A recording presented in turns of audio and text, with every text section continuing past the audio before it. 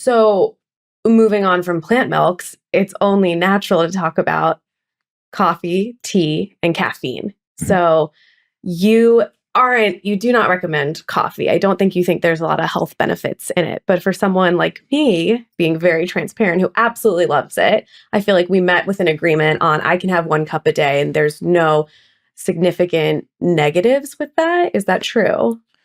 Yeah, the negatives definitely increase as you drink more coffee. Now, it's a different element with the standard American diet because they're not exposed to any flavonoids and polyphenols. So coffee is a bean and it has some polyphenols in it. For us, we don't need the coffee polyphenols. We get plenty of polyphenols with the beans and everything else we're eating, all the plant foods we're eating. But that's why coffee looks good, looks healthy too. Yeah, so to this unhealthy person, it's the only polyphenols they get. Maybe it has some benefits to them. There's no benefits to us drinking coffee, but the problem with coffee is that, number one, it contains acrylamides because it's burnt, it's cooked too much. But number two, the caffeine interferes with sleep at night. Now, it's okay for you probably because your 1 cup a day doesn't interfere with your sleep. People react differently to coffee. Some people... Well, to the caffeine. Caffeine in coffee. Right, some people... And the other thing is they can feel that they can sleep less because they wake up and they can wake themselves up with a cup of coffee and it keeps them alert during the day. Oh, yeah. Well, that's not good to make yourself... So you can sleep less. You can get by on 6 or 7 hours of sleep.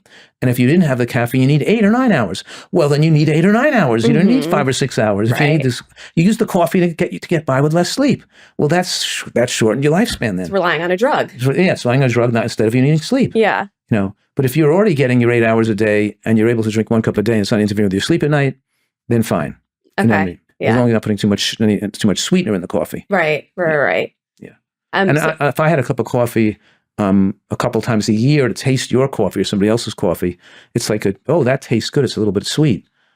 But if it wasn't sweetened at all, it wouldn't taste good. Right. And then I don't want to drink sweet drinks anyway. So I don't want to drink black coffee. That's not going to taste good. I'm laughing. I mean, coffee with soy milk, you know what I mean? But yeah. I'm just laughing because it is just a couple times a year. Like, really do not drink coffee or anything whatsoever, but like once a year. No, I think like a couple times in my life. I don't think I've ever had, maybe I had 3 cups of coffee in my whole life. No, not even a whole cup, like a half a cup 3 times in my life. I'm very impressed with that, honestly. I don't know how you do it. I just, I love the aroma. I limit myself. I only have, 1 cup a day, but I also think it's very interesting about coffee that the level it's roasted matters too, because that plays into the acrylamides and how burnt it is really does affect your health. So like the Starbucks super burnt coffee, it's not good. I just have to mention that. Do they have coffees that go to a higher degree of roast that gets them darker? Yes. And more blackened? Yeah, they do. Darker roast and lighter roast. So you would definitely advise against the darker. Right. Yeah, right. Based on the acrylamides, which is cool. So green tea, although it has caffeine, like you're very wary of caffeine. You don't want us to get too much. You would actually prefer probably none. But green tea, you think is a healthy beverage. And then what about decaffeinated teas? Are those something you would want us to drink? Some of the green teas are naturally low in caffeine. They're not decaffeinated. Right. They just only contain 20 milligrams of coffee. Yeah. 20 milligrams of caffeine compared to 80 milligrams a cup in the coffee. Yeah. You know what I mean? So the 20 milligrams is an insignificant amount of caffeine. And there's some green tea types that have very low, almost undetectable caffeine. Right. So a naturally low green tea caffeine.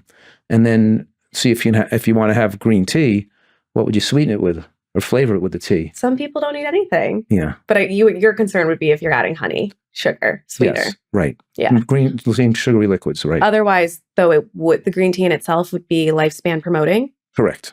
Because it has a lot of those. I know you love the antioxidants and elements in green tea because you put it in a lot of your supplements for anti-cancer. In the Ultracell Biotech, the supplement designed to fight cancer for people with cancer, has green tea, a special type of green tea extract in it. That's been shown to be very absorbable. And also we put the green tea extract in the complete green supplement and broccoli sprout extract and turmeric extracts and curcumins. There's all these anti-cancer natural herbs and spices that go into those things. Yeah. And they make a lot of herbal teas with like turmeric and also health promoting foods too. So people want to have it. They shouldn't sweeten it too much. Just a touch of, make it just like the hint of sweetener. Don't put too much sugar. The key is not to put too much sweetener in there. And I'm not for and stevia, xylitol.